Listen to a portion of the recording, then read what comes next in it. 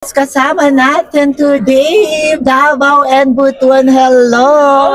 Hello! How do you greet that in Bisaya? Okay, mag-greet na tayo in Bisaya. Okay. Maayong buntag, adlaw, Okay. hapon, gabi. I mean, like, Madjaw. Okay, Madjaw. Hello, mga Butuanos. Maayong hapon kaninyong tanan.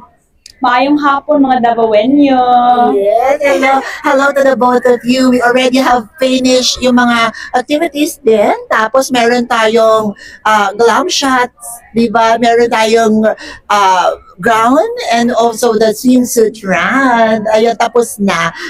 Medyo middle pa ng ating pageants. How does it feel now? It feels unreal. Parang feeling ko, the first month went by so fast, and then now it feels and then yung and the coronation is a month away already. So it's really halfway through. so we're just really enjoying every day, one day at a time. How's this experience? Diba?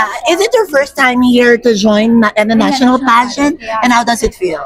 I mean, like, it feels surreal. Kasi nga, a lot of girls na may kilala akong madami, di ba? Like, front runners. So, like, okay, kabatch ko sila. Like, okay, I'm so amazed. Oo. Okay, like, okay, see, go. Lalabanan ko ba ilalaban? Of course. Yes, of course. Oh, I'm so sorry. I would like to acknowledge you for the swimsuit pictorial. I love that flower out there because I think you're representing Hawaii and also Davao. Is that a connection or what does it mean? So I'm actually based in Hawaii now, but I am originally from Davao. So for overseas candidates, we have to choose a province, and I chose Davao, of course. Yeah. What does it mean? Yan, anong meaning ng ating flower? Ganda, no? And the effect.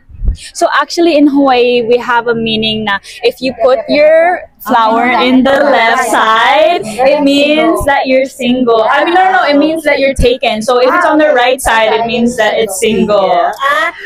Ayun pala ang meaning, no? Yeah. Ayun pala ang meaning. I thought it's because of the flower of Hawaii. That's why. It's not. That too, but the actual symbol of the locals there is that if you put it on your right side, because almost everyone there has a flower. So, and then guys look at girls, to see which side. More beautiful if you have, like, flower in your So if ear. ever maraming flowers na lang. Para super attract ang mga boys, isn't it? Yes, yes. So what's the preparation now? Butuan, we have still, sabi nga natin, 1.5 or 2 months to go. How are you preparing now? I'm actually preparing for my Q&A and of course, pasarela. Kasi napaka-crucial noon when it comes to pageantry.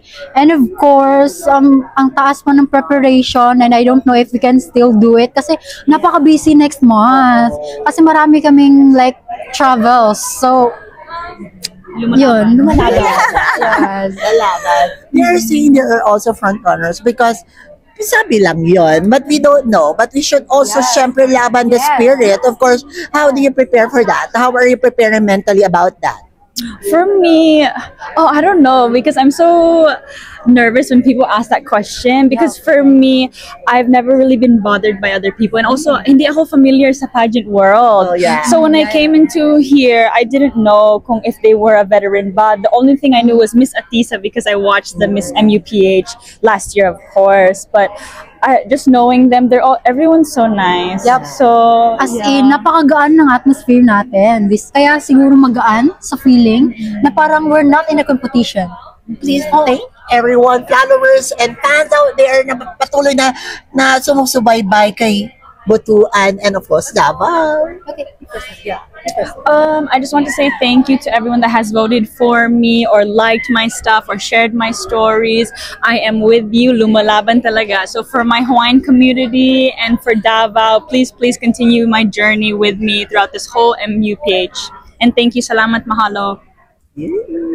So, to my Butuanan friends out there, I'm really thankful to all of you guys for sharing, of course, my social media accounts, for voting for me, and of course, to be with me in this journey. And of course, I want you to support me all throughout my journey.